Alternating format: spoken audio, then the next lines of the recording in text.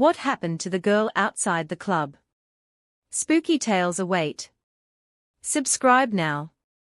Now, since I'd figured out when he was having an episode, I began waking up to his heavy breathing and slight twitching.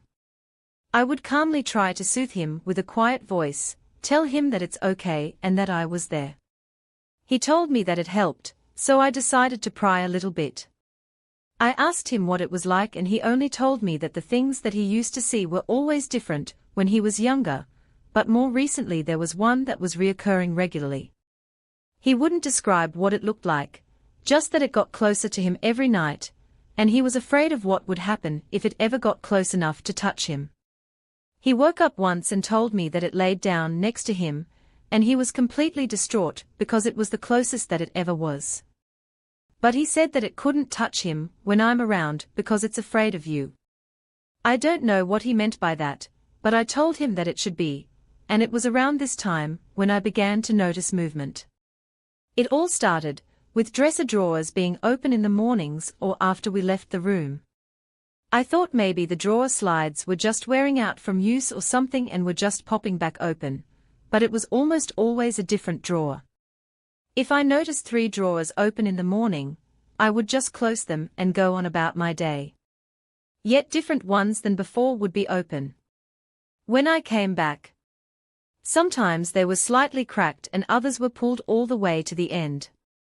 A few times we caught them opening after we closed them and tried every way that we could think of for the possibility that they weren't being closed correctly in the first place, causing them to roll back open. And one time when my ex was napping, the drawer started to open and I noticed his heavy breathing and panic's REM state. So I tried to soothe him with my voice, which seemed to calm him down, but then I noticed an empty pop can by the TV stand started to rock side to side. It started slow at first, then began to move so fast that it seemed like it was almost vibrating. As it got worse, so was his breathing. So I looked at it and shouted in my mind for it to stop, and as soon as I thought it, the can stopped moving and he was also back to a peaceful sleep. I used to be a regular lucid dreamer, but have never had sleep paralysis or any sort of experience like this one. That same night as the wobbly can, I was sleeping curled up on my side and facing down toward the bedroom door when I saw something. It stood in the doorway, taller than the frame, with a shadow or misty-looking sort of body, and a face whiter than anything that I had seen before. No discernible features, just as if the whiteness was light being pulled into it or through it, or something almost looking like a tunnel. I guess it seemed like I could feel it better than I could see it as well, and whatever it was, it felt like pure rage. It felt like anger and sadness stronger than anything that I'd ever felt in my life, and before I could make sense of what was happening, I felt myself stand directly up out of my body, point at this creature, and yell at the top of my lungs. I command you, in the name of Jesus, to leave this house. I looked down and saw my ex sleeping beside me, and as quickly as I stood up, I felt straight back into my body, and into the most peaceful sleep that perhaps I'd ever had. When I woke up, my ex was sitting and watching TV. I looked at him and asked what that thing looked like from his sleep paralysis, and he told me that he didn't want to talk about it, but it would be easier to draw it. He got a notebook and soon drew exactly what I had saw, to the point that I immediately got chills and started crying. When he showed it to me, he asked me if I'd seen it, and I told him what happened, and weirdly neither of us had seen it since until he came home from the military. I, a 21-year-old male, and my girlfriend, 20-year-old female, rented an apartment for a month. The area was secluded and after dark everybody would mind their own business pretty much. Neighbors would hardly talk to each other, or even be outside in the evening. Our apartment was in a building with 4 floors and each floor had a single apartment. All the apartments were very compact and built to be rented to students. The night that we moved in, our taps ran out of water, so I went upstairs hoping to borrow some from the people living upstairs. I realized that 2 out of the 4 apartments were vacant and locked. The apartment on the 4th floor was lit from the inside, so I decided to ring the bell, but to my disappointment nobody answered, and over the next week we used to hear the sound of someone whacking a rod or some sort of metal thing on maybe the floor, or some other object. This would start late at night after 1:30 in the morning and continue for hours. Initially we didn't care too much about it, but after some time it got us a little bit intrigued. I guess the sound was clearly from one of the apartments above us, but as I already mentioned, 2 of the 3 were vacant for sure, and the third one seemed vacant, but was lit from the inside. I knocked on its door many times, but nobody ever answered. The whacking sound was a daily occurrence, though, and on some very late nights, we could also hear someone climbing the building stairs. It seemed as if we were the only ones living in this building, especially during the day, and until the very late nights. There was nobody else there. We made up theories to convince ourselves that it was nothing, but the pattern of the whacking was too irregular for it to be made by wind or something other than a person. It would start almost daily at around the same time. I even thought that I could have sworn that I heard voices like. I don't even want to think about that, but we asked people around, but didn't get any satisfactory answers. No one knew if anyone lived there. Towards the end of our stay, I also saw a shady-looking man going upstairs during the day. I asked him if he was the owner of the apartment upstairs. He said that he was also including the one on the 4th floor. I asked him if anybody lived upstairs and also about the whacking sound. He told me that nobody did and that he's looking for tenants. He said that he had no idea about what the sound was, and to my surprise he then asked me, "So for how long are you going to stay here? 4 days?" I said we'll leave on the 30th of this month. He asked if anybody else had rented the place for the next month, and I told him that I didn't know. But the strangest part is that for the next 4 days, there was neither the whacking sound nor the sound of someone climbing up the stairs late at night. However, my girlfriend's internship got extended by 2 days and we decided to stay there, and just as I had anticipated, the whacking sound resumed after the 30th, the day that we were supposed to leave. I don't know what it was. I guess I'll never really know, but I'm just happy that we got out of that place without any consequences. It really scared me sometimes and it feels weird thinking about it. Even now. Shadow, my 115B German Shepherd Black Lab mix, started to signal that she had to use the bathroom at about 1 to 1:15 in the morning. Annoyed because I was almost asleep, I got up, put a hoodie on, and I took her out with nothing but my phone for a flashlight. She started to do the usual sniff for 15 minutes, just to go to the regular spot routine. I had my flashlight on her because she's sort of camouflaged by the night, and I would like to know where she's at, so that she doesn't run off. And just as she's starting to use the bathroom, I turn away and I notice someone. They are standing at the very edge of my yard, looking back at my dog. I noticed that she wasn't paying attention to the person yet, so I called her to me and attached her leash. The person just stood there and watched me. I called out to them and said, "You need to leave my yard," to which I got silent back. I cleared my throat, repeated myself, eventually attempting a 3rd time, just to change it to, "Don't make me tell you again, you're going to have to leave my yard." Just as my partner was coming outside to see what the commotion was, they took a few steps forward, clearly intending to continue towards me, caught a glimpse of my partner backpedal, turned around and left as confused as he was. I was in complete shock. We've had to run this one person off of our property because they would bring their dog over to use the bathroom in our yard, but it definitely wasn't them. I've seen their face and it wasn't them. They haven't been back, but right before that we did find footprints near our shed and windows of our home. Even it was genuinely unnerving. So we contacted the police and they didn't really do anything other than take a statement. I've been told that it will go nowhere there until physical harm or a break-in happens.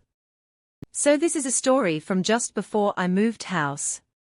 I felt like I was going crazy in this house too. I also want to add on too, that we were the end house and the house next door to us was completely abandoned. So this all starts when I had taken a nap in the middle of the day. I was in a dream and everything was normal. I was sat on the sofa with my friend and all of a sudden, because of consciousness, I think I was in the dream, but I said nothing. There was a weird tension in the air too, and I looked at the box of the tissues that were next to me, and I woke up and the tissues went flying up through the ceiling. I then said, if there's somebody here, then do that again. It did, but I caught it that time. I then turned to my right, and there was a massive goat inches from my face for some reason. I knew that it had human teeth, and in my head I thought, if you are what I think you are, talk. It went to talk and I stopped. It turned its head a little like it was annoyed and then let out. This demonic scream is all I can say it was. It immediately woke me up, though realizing that I must have still been asleep, and the weirdest thing is that I could still hear it for a few seconds, as I was forced wide awake. I didn't tell anyone, as my partner at the time was scared of this stuff, but the mood in the house had changed after that. I would joke that there's a ghostie in the house, and he would say it won't do anything. A few days later I was at the hospital with my mom.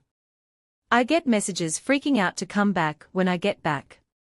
He was sat outside with the dog terrified.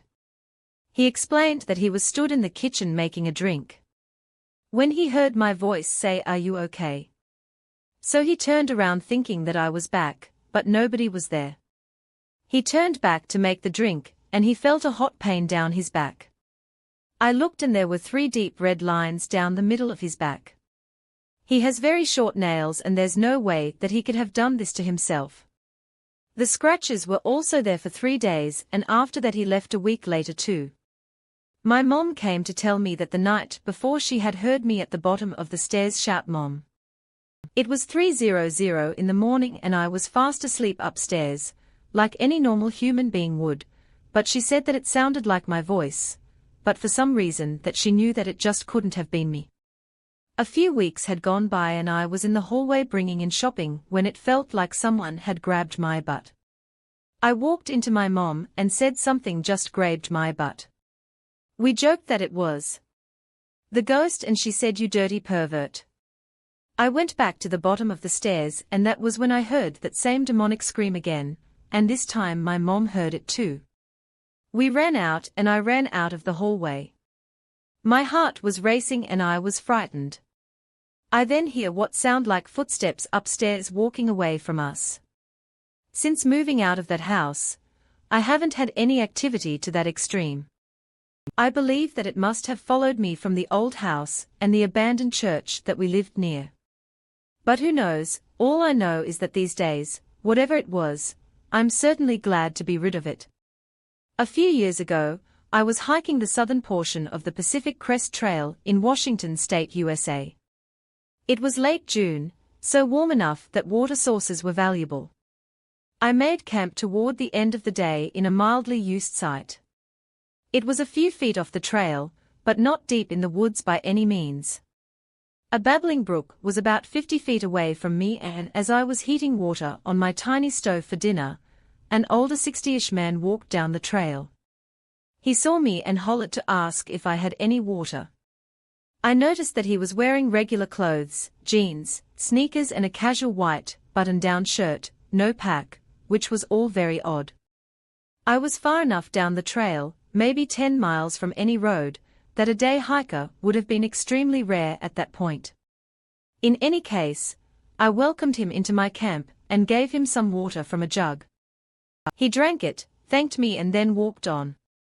I thought that it was odd and so it stuck in my mind, and the following week I came off the trail to a nearby town and learned of a massive manhunt for a guy in his 60s wearing jeans, sneakers and a casual white, button-down shirt.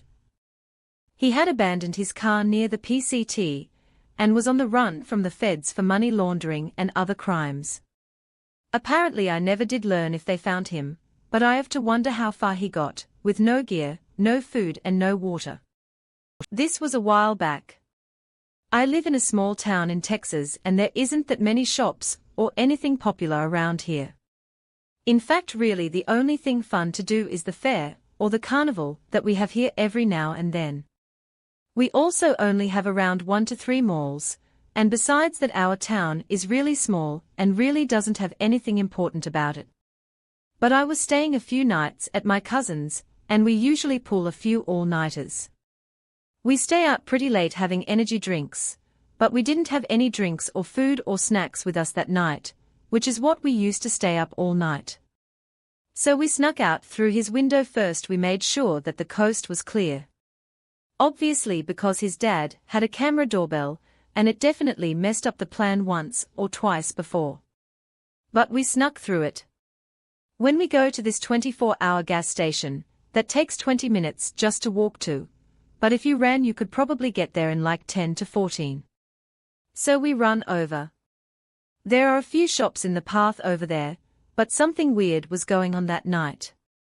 There were no stars. The only light was the street lights. There were no cars around, no sound.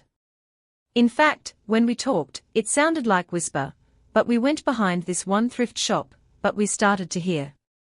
I don't know, something in the distance. As we got closer, we could make out that it was screaming up ahead of us.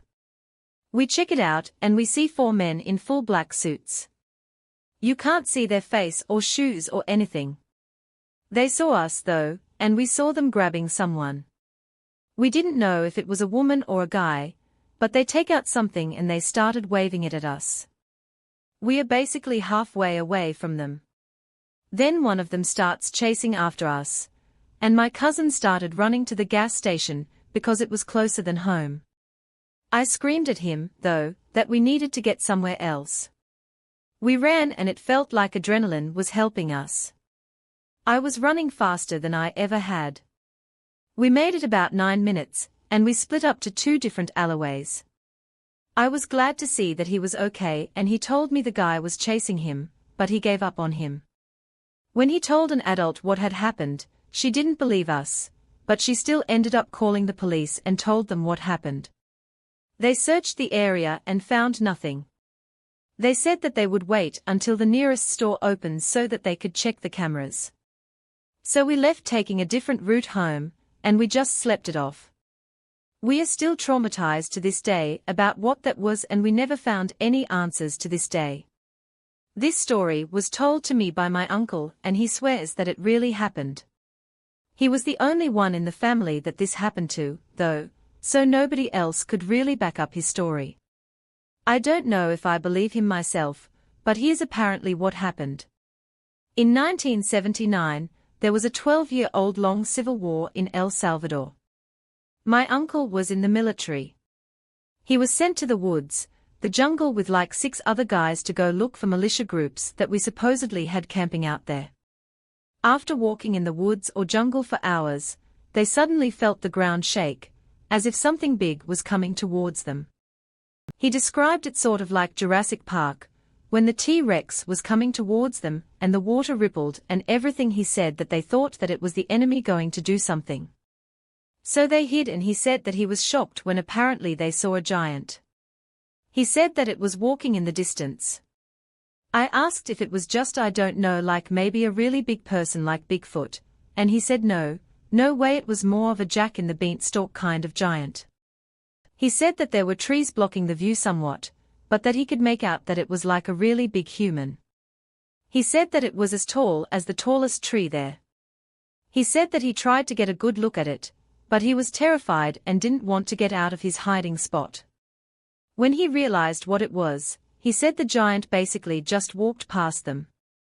He said that they were all terrified and they waited there for a while, as they were too scared to bump into another one. 2 of the guys apparently suggested trying to kill it to get rich, but the guy in charge told him to stand down. My uncle said everyone thought that they were idiots for suggesting such a thing. He said that they walked back to base as quickly and quietly as possible. They told everyone when they got back, but nobody believed them. They were friends with the pilots, though, and the pilots called bull on their story, because they fly over the jungle all the time, and would have seen such a creature, especially if it was as tall as a tree as they claimed. He said that all of the guys described what they saw, though one guy claimed that it appeared to be bald. Another guy said that he thinks that it had some sort of loincloth like Tarzan or something. My uncle emphasized, though, that he didn't really get a good look and that all he knows is that the ground was shaking, as if something really big was coming towards them. He said what appeared as a giant human was walking in the distance. He got down and hid and waited until it was gone. I began to ask him, though, things like, if it was real, don't you think that they would have found a body or some bones or something that big, especially since El Salvador is so tiny in relation to other parts of the world? He responded along the lines of, I don't know about any of that stuff. I just know what I saw that day, and, to be honest, I just don't know how I feel about this one personally. This one seems a little out there. I know my mom said maybe that it was some sort of spirit that just made itself appear as a giant to scare them or whatever. And during the Civil War times, my mom claims that there was a lot of paranormal things going on because of all the deaths that were happening. A lot of innocent people were being killed. My grandma would say that if you looked out the window of the house, you would see the dead bodies on the street. In fact, that wouldn't explain the ground shaking, though, but has anyone ever encountered a story of a Jack in the Beanstalk kind of giant like this? I know it sounds a bit ridiculous, but this one scared me as a kid, because it's just so unbelievable that if he did actually see it, then that really is crazy. When my husband and I first got married, we moved into an old house that we had inherited. The home was originally built in the early 1920s and definitely had visible age and history. Granted, my husband had been working on remodeling this house and made a decent amount of progress by the time that we moved in. The renovation needs were not what plagued me the most about this house, though. I just never really liked the feeling of the house, the feeling that it gave me, but I chalked it up to me, knowing how old the house was and knowing a couple of members of my husband's family had passed in the house too. I'll skip all the cliché experiences like feelings of being watched, feeling not alone when you're alone and such, and get into one experience that even had my husband baffled. So he and I had settled into bed, said our good nights, and we are all well on our way to falling asleep. When we heard movement upstairs, at first I didn't move or say anything. I honestly thought that I'd imagined it until the sound of footsteps above us got louder. My husband sat straight up saying, "You hear that too, right?" I was pretty much shaking and mumbled, "Of course," as it sounded like the footsteps were running across the upper floor. My husband hopped out of bed, ran out the door, then up the stairs. A few minutes later my husband came back down the stairs into our bedroom and shut the door at first. He didn't answer when I asked what that was. After prying at him again, he simply said, "I'm sure it's just my great-grandmother checking in on us. She was one of the family members who had passed away in the house," but I was not convinced. This didn't feel like a friendly family ghost just visiting, it felt plain malicious to me. After that night, I started often hearing the sounds of movement upstairs when nobody was up there. Then the distinctive squeaking noise or stairs made when someone was walking on them started happening. When I was alone downstairs, I can still feel the chills all over me when I would hear this right behind me.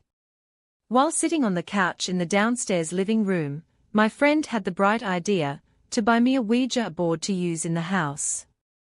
After telling her of some of what I was experiencing, she was trying to see if anything would make contact. My flat out refused, but did keep the board upon her insisting that I may at some point want to try it. I took the board still in its box and placed it on a shelf at the top of a small linen closet that we had. I shut the closet door with every intention of forgetting that the board was even in there. However, after this, that closet door just never stayed shut. I would find it half open almost every time that I walked by it. I started thinking that I wasn't actually shutting it completely, and made it a point to make sure that I heard the door latch, and would even pull on the doorknob to make sure that it was not open yet. Sometime later I'd go to get a towel, or something like that, and always find it half open, all while it would just be me in this house. I'll finish this up too, with one of the most terrifying experiences that I had just before we finally moved out. So my husband was working a double shift at his job, and it was just dark by the time that I made it back home that evening.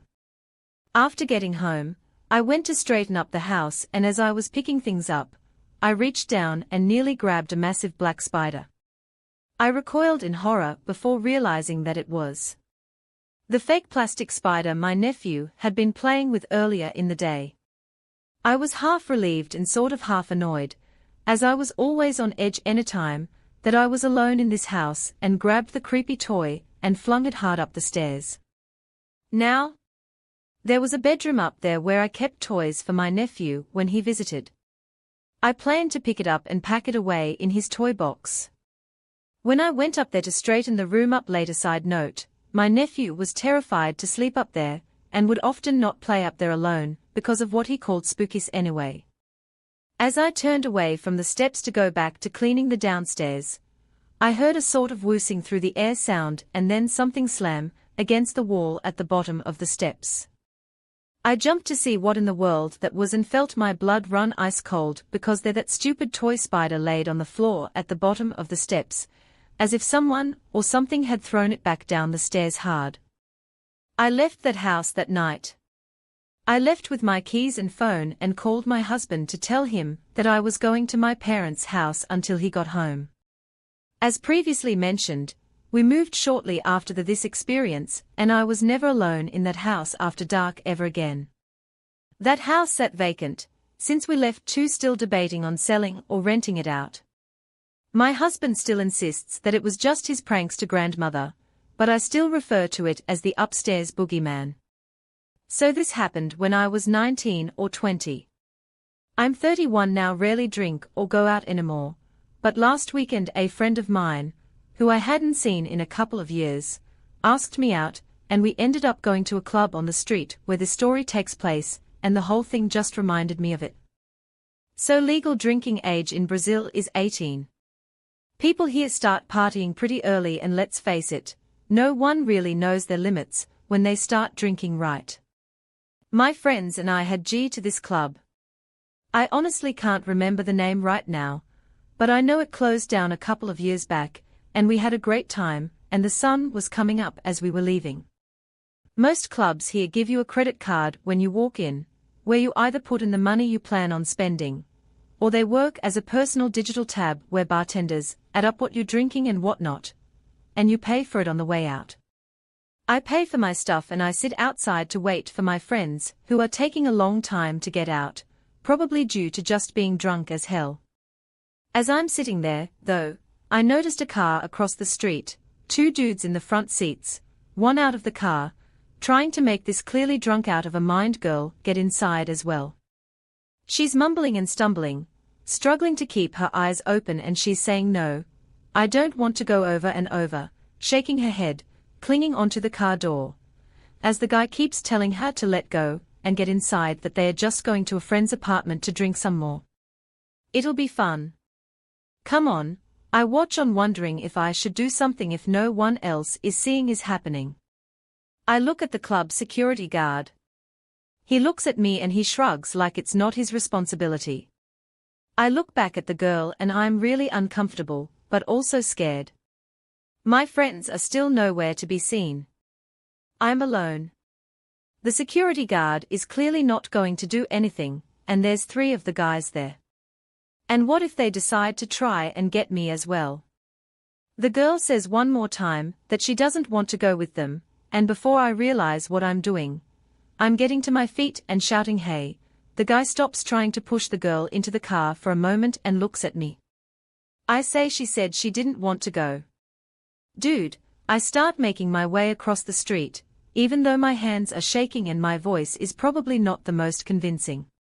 They say she's our friend. She's just drunk and pretty cranky. It's all good and we are just going to take her home. He seems a bit nervous and not exactly angry, which makes me feel a bit better or less scared. At least. Do you know them? I ask her and she just shakes her head, no, using the door's support to keep herself on her feet. Creep 1, the one who was trying to push her in the car, looks at me and to his friends, who seem frustrated, but starts saying, "Come on man, let's just go, let's leave it." Creep 1, now looking a bit pissed, grabs the girl and pushes her towards me, getting in the car, and they all leave. The girl nearly falls on her face, but I grab her and we walk back to the front of the club, my heart slowly going back to its normal rate. Only then do I realize that my friends had come out and were watching everything from across the street with confused faces. We all meet random people at clubs at the door walking down the street, so they probably thought that I'd met someone. I start asking her what had happened. She's alone, where's all of her stuff, and she's just an incoherent mess, mumbling about losing track of her friends, her purse. She doesn't even know how she paid her tab to leave or anything. I asked for some help to the security guard, but he says that he can't leave his spot and he can't do anything. I explain what happened to my friends and they talk to the hostess about it, who begrudgingly goes and checks the lost and found her purse is thankfully there minus the money that she had on her wallet, and we managed to call her parents as well.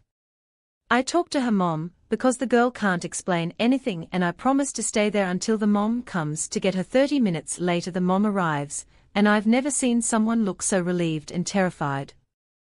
At the same time, she thanks me and my friends as well profusely and offers us a ride home, but as we live the next town over, she just drives us to the subway station. In the middle of all the craziness, I forgot to exchange numbers with any of them. So I've never heard from that girl or her mom again. But I hope she learned to be more careful with just how much she drinks, or who she talks to in clubs.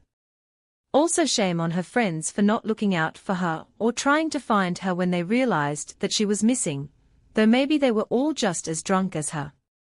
Who knows, I know what I did was probably reckless, but quite honestly I wouldn't be able to just watch that car drive away into live with myself anymore. Please be safe when going out, guys. So I work at a hotel in my town, and I was driving my husband's truck into work, as he was taking mine to the shop to get serviced. He has a very large truck and I only drive it when I absolutely have to. When I pull into the side parking lot, I notice the entire lot is covered in snow, and no one can see the lines for the spots. So I begin looking like A and try to park in what I hope is a spot, backing up and moving forward several times. When I finally park, I get out of the truck and I grab my backpack back, when I hear someone yelling from the sidewalk from behind the parking lot. Hey, you need to learn how to park. I'm embarrassed, I'll admit, but I just close the truck, lock it and begin walking to the front of the building. Now the hotel has a side entrance for employees, but it takes a code and I have a shitty memory. So I just walk to the front and I go through the main entrance. Might hear the guy yelling again, and did you hear me? Might walk faster, and take a peg behind me, and this guy is following me. I keep walking but call back. Please just leave me alone. I need to go to work before I can reach the corner of the building and make my way to the entrance. The guy grabs my arm and spins me around. Now I will never forget what this guy looked like for as long as I live. He wore dark clothes with a torn-up winter coat. His eyes were bloodshot as hell and he smelled like a combination of cigarettes and whiskey. I guess must have been drunk, but he didn't slur at all. When speaking, he said to me, "You're coming with me." The guy began dragging me back to the truck and I tried to pull my arm away from him and I told him to let go of me. He said, "Give me the keys. We are taking a drive." I began to yell for help and his grip on my arm got tighter. I'm a 26-year-old woman, not skinny at all, but a lot smaller than this guy, that's for sure. He was dragging me easily and the snow on the ground just made my feet slide along the ground quickly. I yelled out, "Someone help, please," but no one was near us and I kept fighting to get away from this guy. I prayed that there would be guests that could possibly hear me, but it was our slow season, so most likely there was no one in the rooms on that side of the building. The guy turns back to glare at me and tells me to shut the hell up and give me the keys. Now I was carrying my backpack on one shoulder, as it was big and bulky for my uniform and shoes. I quickly slid the strap down, my arm grabbed it and I swung it right into his face. The guy let go of me and I just ran for my life to the front doors. I heard the guy screaming, but I ignored him. I was way too scared to look back at him and eventually I ran inside and all the way to the employee locker rooms. When I finally calmed down enough, I went to the front desk to talk to the security. Sadly, there were no cameras on that side of the building, so nothing was recorded. They called the cops and I made a report. The cops informed the general manager of the hotel that they needed to seriously consider security cameras on that side of the building, as drunks and druggies were known to be in that area. There was a bar just a couple of streets down apparently, and it was common. They got the description of the guy and said that they keep an eye out for him. The manager apologized like crazy about the incident, but I told him that it wasn't his fault. He's a really good guy and I did ask the security guard to follow me out so I can check on the truck and whatnot. Thankfully it was fine. The security guard promised to make more rounds outside, especially that early in the morning. I told my husband what happened and he drove me to work the next day, and was happy to see that the security guard was keeping their word that they would make rounds outside that time in the morning. They still currently are, which is great. I'm driving myself to work again, but I don't get out of my truck until I see that security guard, and he watches to make sure that I get inside. Okay, I think he's also hoping to catch the guy if he comes back. The guy that covers him when his day off as well does the same thing. I'm also getting pepper spray and maybe a knife after work today. Sadly, I haven't heard from the police yet and maybe I won't. Hopefully the guy was scared off from coming back to the area, or maybe he tried to go back and the security guard scared him off. But either way, I really hope that I never see this guy again, or if I do at least might be in handcuffs. I live in a middle, low-class neighborhood in the Caribbean. It's a quiet place where nothing ever really happens, the type of place that people go and retire to SI on Panina Coladas all day. Really, however, a few houses next to mine lived a family that wasn't like the rest. They had the biggest house on the street and lived quite luxuriously. The kids would play with me. Especially the smallest girl we all nicknamed Tiny, was about 5 when I was 11, and she was always at my house. I knew that my mom and the neighbors were concerned about a 5-year-old being all day outside and not arriving at her house until midnight on school days. But, like I said, it was a quiet place when nothing happened, so no one got too worried. When Tiny turned 6, her parents threw a giant birthday party for her and all of the neighborhood kids were invited. I wanted to go. They had bouncy houses and water slides and everything a kid would want to play with. But my parents didn't allow me to go and I never knew why, but I supposed it was because my mom didn't know her mom. I remember feeling very sad too, because everyone was there and I was playing alone at my house after the birthday. Things went back to normal, and one day we were all playing and talking about what our parents did for work. We asked Tiny and her siblings, but none of them knew what they did, except that we traveled a lot and was always at meetings. I didn't pay much attention, and we all just continued on with our day.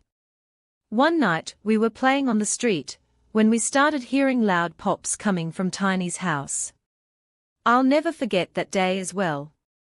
The neighbors, including my mom, came out rushing us inside, yelling that it was gunshots. Some of us got into my house, and we stayed there as my next-door neighbor. A cop ran towards Tiny's house.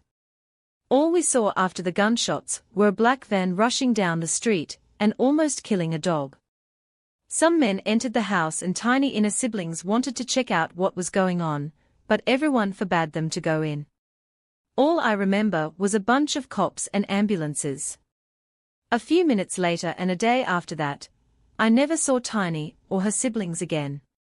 For a couple of months, the house just sat empty, but black fans and strange men kept coming into the neighborhood door too, asking for any information about the man and his children.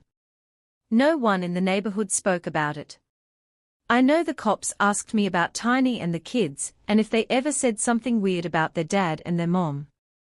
But I was only 11, and it's more concerned about playing Mario Kart with than about what happened that night. Years passed and the story faded away, and now that I'm growing up, though, I asked my neighborhood the cop or what went down that night, but there were some rumors that the guy actually died. He said that the night the man got a gun and emptied it into his skull, and his wife was gravely wounded. She survived because it was a drug lord or something that was going to make a deal with the police to turn his rival gangs, and some other people, to the cops, or something. The men in the van that were going door-to-door wanted to know where his kids and wife were to also shut them up. As for the kids, his oldest son was found dead a few hours away in the neighboring town. His carrot of Blaze. His other children are now living in other countries and witness protection programs, and I just hope that wherever Tiny is that she's doing okay, and also that my family got the help that they needed. This happened 3 summers ago, but I remember the main event to preface this. I've been on a shocking amount of dates, and put myself in many foolish situations in the past. I'm a female and I was 25 at the time, if that matters, so it started on the Plenty of Fish app. I came across a cute guy and he was my type, physically kind of nerdy. Looking on his profile, he had very adventurous photos of him hiking and traveling. He seemed really exciting to get to know, and once he saw that I looked at his profile, he sent me a message. We flirted a bit back and forth and exchanged numbers, even though we lived about an hour away. He said on the app that he's never been to my city and didn't plan on it, so we probably wouldn't meet. I respected his honesty. I don't like wasting my time, but one day, shortly after meeting him online, he texted me randomly saying that he's in my town on some work thing, and invited me to a bar that he was at. I decided to meet up, since I was already in the area, and he said that he would actually pick me up. I was dumb, like I said, and I agreed, even though it was just over 4 blocks away. It took him way longer than it should have to get to me, and I honestly don't think he was actually ever at that bar. Once in POF, that's car. I noticed it was a rental, and that it seemed like he had just gotten his license, because he was a terrible DRI. After driving in circles, he told me to pick a place, but not in the area because parking is impossible. I picked a place 15 minutes away by car with lots of parking, but also a busy place, since I was with a stranger, and once there he started pressuring me to drink. He insisted, in fact, and I'm not a huge drinker, but I enjoy pub-style bars, so I ended up caving and I had a drink, and was again pressured to have another one. He was very pushy too and seemed really irritated that I wasn't going for it. Usually I would end it pretty quickly if I was ever mistreated, but he became charming enough to keep me there at least until we had done our date. I saw an old acquaintance at the bar, and wanted my date to know that I knew him in my head. I think I just wanted my date to know that someone could identify him. I'm not a paranoid person, but I think my subconscious was definitely on alert. After an hour of talking in the bar, I tell him that I'm ready to head out. He insisted that we go across the road to get a coffee. At the time this seemed strange to me. Neither of us had much to drink, and didn't need to sober up or anything. Coffee seems like a bit of an odd choice otherwise, but I entertained it. Once there we sipped our drinks, and he told me that he rented a beautiful Airbnb in a nearby neighborhood that is more outside of the city and country. In fact, he told me that he had it all to himself, and invited me going on about how nice it was. I kept politely saying no and throwing around different excuses, which he would counter with a reason for me to come. With no intention of actually going. I agreed, but only if V would drive me home to get overnight these. I felt like he wasn't going to let me say no, but he seemed happy with that answer, so we had it out, but while driving in the direction of my place, he said instead that he would stop at a 7-Eleven and grab me travel size toiletry, so I wouldn't need anything. I feel panicked now, because my plan was definitely not to go with him. Something about him was just off and I felt stupid for even getting back in this car to begin with. But immediately he turned his car, and we were then headed toward more country area, and literally there aren't any 7-Elevens or open stores in the middle of nowhere. Then I mentioned that I'm actually thinking that I'd prefer not to stay with him and asked to be brought home, and he then said something that made me completely nervous to be around him for many longer. He said that he's sharing the Airbnb with the owners, and said that they are really fun and sweet, and that they drink and play games together. But he definitely originally said that he had it all to himself. I knew that I didn't want to make it obvious that I was catching on to his lies, so I went along with it and said, "Oh, I have to wear my cute fluffy overnight PJs instead of my date dress, because I'll be way more comfy." And then I spewed off a few more other things. I also mentioned that I need my medication, and absolutely cannot miss a dose. So surprisingly too, he turned around, and as we drove back into the city, I felt a bit more calm, but at that point definitely not safe. Finally, we get close to my place. I had no intention of letting him get close enough to know where I live. He was mentioning that he was going to come up to my apartment once we got there, but that was a huge hell no for me. I didn't know what I was about to do, but I looked for an opportunity to get out of the situation, knowing that he could turn around and take me somewhere private in the man of 15 minutes if you really wanted. We got to a stop sign where people were crossing, and thank God for this, because I quickly but calmly just got out and said, "You know, I think I have a bit of a headache. I'll text you." I closed the car door, and I went through a public park, which was beside a building that his car wouldn't be able to drive into. I looked back to make sure that he wasn't going to get out of his car, or following me too, and I could see him staring at me, and he was furious, and I still have chills just thinking about his face. That day, within the hour, he had blocked me on POF, and looking back, I think he possibly wanted to get me a coffee to put something in it. Maybe I think that he told me on POF that we would never meet, maybe to cover his ass or something, and I know that he didn't have good intentions with me since then. I actually met my fiancé on the same app, and was super careful about dating, making sure that the first few dates are very public, and to arrange my own transportation this time. In the end, I think I was actually pretty lucky. All right. So buckle up, because this is going to get weird. So this isn't something unknown amongst my friends and the people local to me, as I live in quite a small town, but in grade 9 I would have been about 13 or 14, I think, and I had no friends. I was still kind of weird, and it always just threw people off.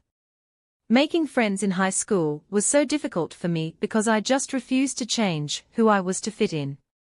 During the second week of school, though, I met George in my English class. Our teacher had sat us together, and we had begun talking and building a bit of a friendship. George was very nice, and we actually had a lot in common. He had come from a different elementary school. It was odd because the people from his school commonly went to a different high school. Although he insisted that he wanted to go to this high school because there were certain classes that he wanted to take that the other school just didn't offer. After about a week of talking together during English, though, he asked if I wanted to eat lunch with him. We had the same lunch period, and he said that he noticed how often that I sat alone to eat. I thought it was a really nice gesture, so I agreed. We ended up having lunch together for a while, in fact, but then I just kind of started making some new friends. I always invited him to eat lunch with a few of the other friends that I had made, but he always just declined it, and then one day in English class, he passed me a note. This was very strange too, since we were sitting right next to each other, but the note said something like, "I need to talk to you. Can we please sit alone together for lunch?" I wrote back that I would sit with him, and we hardly spoke the rest of the period. Obviously I got really strange vibes from him. So it's lunchtime and I see him sitting at the end of the row. Our cafeteria consisted of large harvest tables and benches. It was not separate tables with chairs like you'd see in restaurants, but rather long tables with benches on either side. I go to sit down and he says, "No, let's go outside to talk." So I agreed. He looked genuinely upset, and I wanted to know what was going on when we got outside. He led me over to sit on a curb in front of the school, and started talking just really aggressively. He told me that it was unfair of me to make other friends, when he was the one who befriended me first.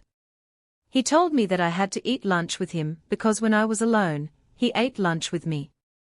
So, and now that he's alone, I was obligated to eat with him.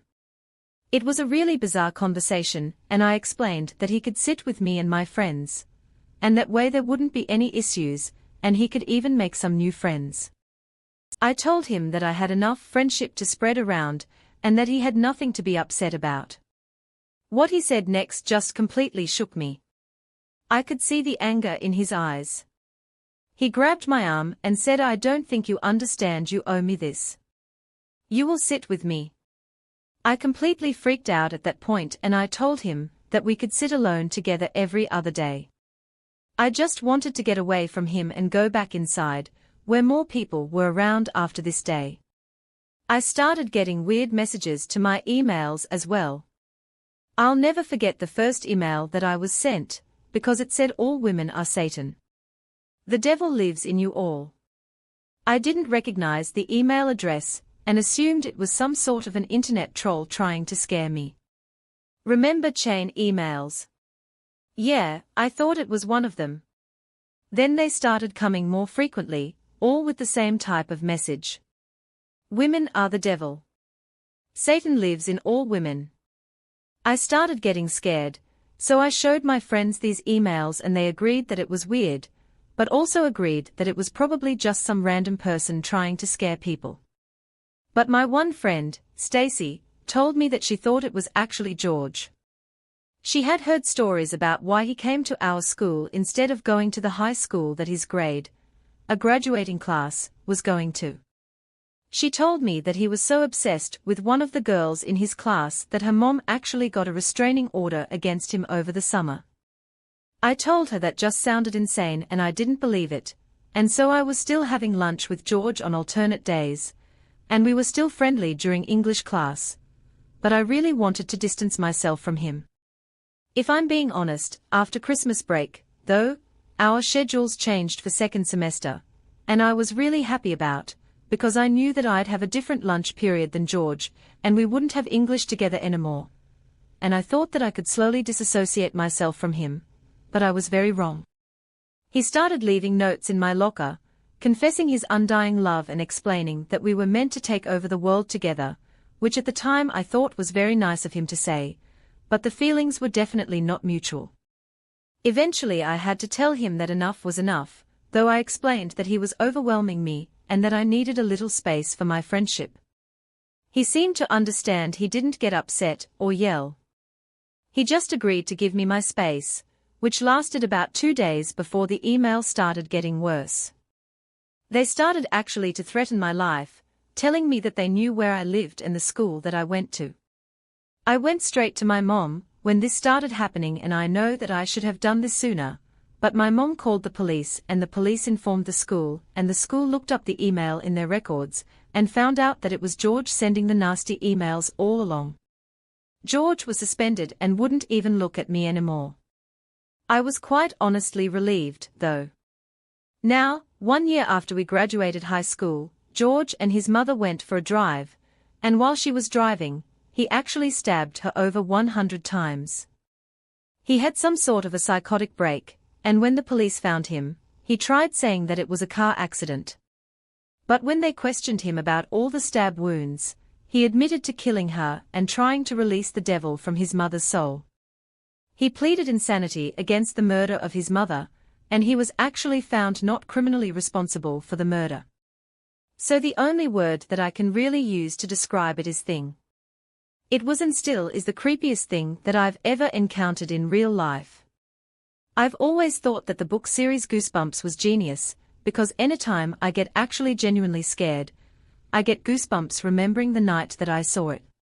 But something I really don't like to do often is just giving me these goosebumps again. Anyway, my child home was a house at the tip of a cul-de-sac at the end of a winding neighborhood road. It was a really nice place to grow up, as there were footpaths sneaking through the woods all around the development, allowing my friends and I to venture through the neighborhood as we pleased. The paths were especially useful to me as well, as they connected right from the back of my house all the way to the bus stop at the beginning of the neighborhood and just a brief walk through the woods away. Since I grew up taking this path to and from school, and since I got home late due to extra career res, a lot, I grew accustomed to walking in the woods at night. But those were my woods and I wasn't really scared. I smoked with my buddies in these woods too, and had times with some girls there as well, and it was kind of like an extension of my backyard. But now I won't ever, and I mean ever, go back in there again. I'm not really scared of much, and mind you, I was completely sober and rested during this story. It's rare for me to get scared, but it's a detail that I specifically remember. But anyway, enough exposition. Here's what actually happened. So I was coming home from an especially late night, working on our school's competition robot FFRC, and taking my normal path home.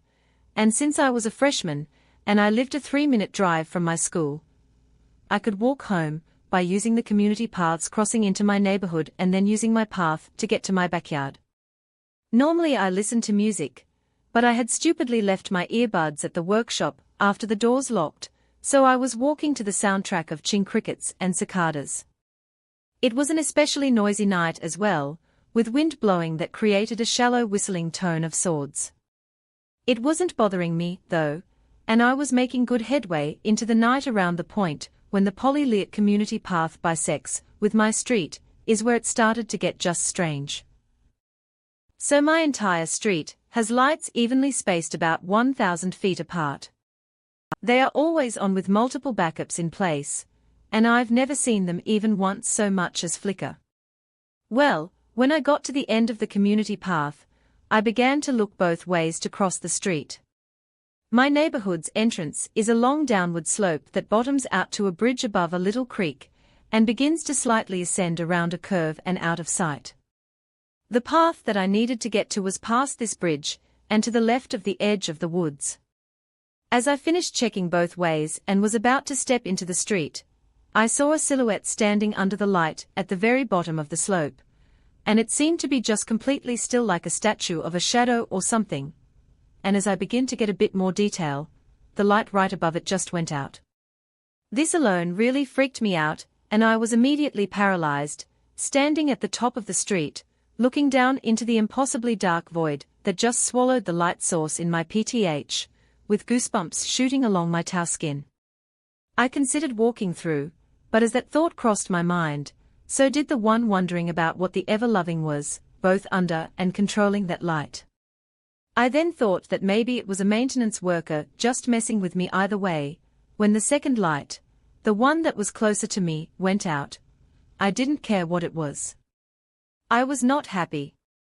I took a moment to collect myself, though, and to reassure myself that I wasn't in some sort of a fantasy world. There's no such thing as Wendigos or aliens or some crazy stuff coming for me like that. So I took a deep breath and I crossed the street. I got across and I slowed a bit when exiting the safety of the street light. I'm still on, when my spider senses were just going absolutely berserk as I walked into that Vanta black space. I was so relieved when I got to the fourth working light, which was at the beginning of my path. And as I began to walk that path, something just inside of me told me to not turn around and to just simply run, and stupidly I didn't listen. I turned back to the light that I had just crossed, and in the middle of the globe was just an incredibly unnerving sight.